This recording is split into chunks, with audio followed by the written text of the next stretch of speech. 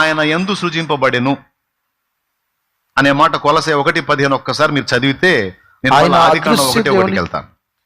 అదృశ్య దేవుని స్వరూపి అయి సర్వ సృష్టికి ఆది సంభూతుడై ఉన్నాడు. ఏలయనగా ఆకాశమందున్నవి భూమి అందున్నయు దృశ్యమైనవి అదృశ్యమైనవి గాని అవి సింహాసనములైనను ప్రభుత్వములైనను ప్రధానులైనను అధికారులైనను సర్వము ఆయన యందు సృజింపబడెను.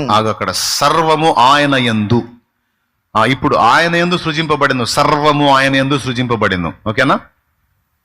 దృశ్యమైనవి అదృశ్యమైనవి, ఆకాశమందున్నవి భూమి మీద ఉన్నవి, ఆఖరికి ప్రభుత్వం సింహాసనాలతో సహా సమస్తము ఆయన యందు సృజింపబడెను. ఇప్పుడు ఆదికాండం 1:1 మళ్ళీ మీరు మొదలు పెట్టండి, కొంచెం చదవండి. దేవుడు ఆది యందు భూమి ఆకాశములను సృజించెను. ఇప్పుడు చెప్పండి, ఆది అంటే ఎవరు? ఇప్పుడు చదివారుగా 1:15 కొలసీలో సమస్తము ఆయన యందు సృజింపబడింది. ఇప్పుడు ఆది అన్న దగ్గర ఎవరు ఉండాలి?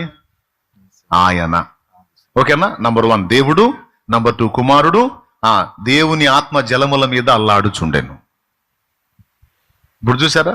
అంటే సృష్టి నిర్మాణానికి కూడా తండ్రి, కుమార, పరిశుద్ధాత్మ ముగ్గురు పనిచేశారు. అడగనపడుతుంది అక్కడ. తర్వాత దేవుడు వాక్కు పలికాడు, సమస్తము ఆ విధంగా నిర్మించబడింది. ఓకేనా? రైట్. ఇక్కడ ముగ్గురు కనపడుతున్నారా లేదా?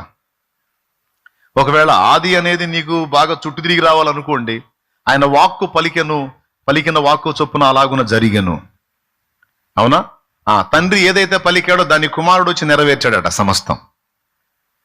ఇది సామెతల గ్రంథం 8లో ఆయన భూమిని నిర్మాణం చేసేటప్పుడు నేను ఆయన యొద్ద ప్రధాన శిల్పినై ఉన్నాను అన్నాడు. అంటే తండ్రి ఏది ఇచ్చేయిస్తాడో దాన్ని నేను రెడీ చేస్తాను.